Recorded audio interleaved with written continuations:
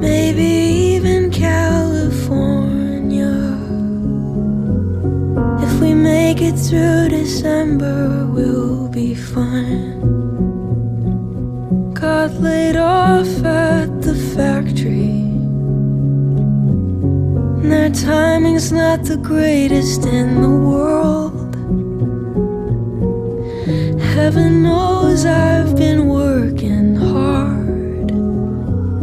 Wanted Christmas to be right for my girl. I don't mean to hate December. It's meant to be the happy time of year. And my little girl don't understand why we can't afford no Christmas